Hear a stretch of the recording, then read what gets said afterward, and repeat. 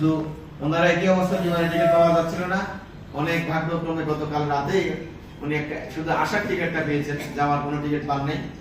তো ওনার সন্ধ্যায় গুরুত্বপূর্ণ একটা প্রোগ্রাম রয়েছে, আমাদের এই প্রোগ্রাম থেকে আরো অনেক গুরুত্বপূর্ণ প্রোগ্রাম ঢাকাতে, কিন্তু বিমানের টিকিট না পাওয়াতে ওই প্রোগ্রামটা সম্ভবত ওনার কারণে অন্য দিন হয়তো ফিচার নির্ধারণ করা হয়েছে। তবে এই প্রোগ্রাম থেকে আরো গুরুত্বপূর্ণ প্রোগ্রাম, তা আপনারা বুঝতে পারছেন, ওই গুরুত্বপূর্ণ প্রোগ্রাম রেখে আমাদের প্রোগ্রামে ঢাকা থেকে উনি এসে কষ্ট করে বিমানে টিকিট করে এসে আজকের প্রোগ্রামকে সফল করেছেন।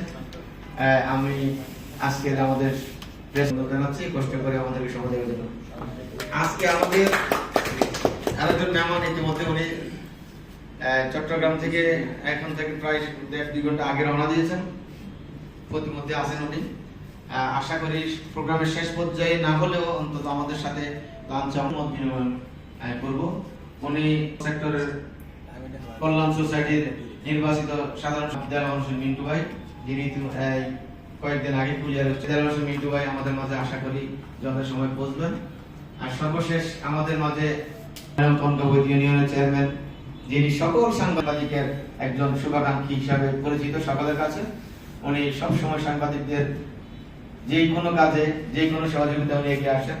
আজকে আমাদের এই অনুষ্ঠান সফল করার জন্য ওনার একটা অংশগ্রহণ রয়েছে। তো উনিও আসার কথা ছিলেন আমাদের পাশে, এই হোটেলের পাশে ওনার নিজস্ব একটা হোটেল আছে, আপনারা জানেন। তো এই হোটেল থাকার পরেও ওনার নিজস্ব ব্যবসা বাণিজ্য যেখানে আছে, তারপরেও উনি ব্যস্ততার কারণে উনি আমাদের আজকের অনুষ্ঠানে উপস্থিত থাকতে পারেননি। তো গত বছর উনি আমাদের প্রোগ্রামের দাওয়াতি মেহমান ছিলেন, গত বছর আসতে পারেননি। না আসলে উনি আমাদের জন্য, আমাদের সকল রিপোর্টারের জন্য উনি গিয়ে উপহার পাঠিয়েছেন ওনাদের অফিসের যে হোটেলের কর্মকর্তাদের মাধ্যমে। তো সর্বোপরি কথা হচ্ছে আজকের এই অনুষ্ঠান আমরা যে মেহমানদেরকে দিয়ে আমরা প্রশিক্ষণ কর্মশালা পরিচালনা করার কথা ছিল, যে ওনাদের প্রত্যেকের ব্যক্তিগত সমস্যার কারণে আর উপস্থিত থাকতে পারেননি। এর মধ্যে আমাদের এম ইউসুফ ভাই উপস্থিত আছেন, উনি কর্মশালায় প্রশিক্ষণ দিবেন আমাদেরকে। আমরা 1 ঘন্টা ব্যাপী আনুমানিক উনি যতক্ষণ ওনার এই করলে আর কি পর্যন্ত এখানে থাকবো। জুমার নামাজ পড়বো, আমাদের হোটেলের পাশে মসজিদ আছে, পর্যটন কর্পোরেশনের যে মসজিদ, ওখানে নামাজ পড়ে আবার এখানে আমরা এসে লাঞ্চ করব এই হোটেলে। হ্যাঁ, সেটা 2:30 থেকে 3টা, নামাজ শেষে 2:30 থেকে।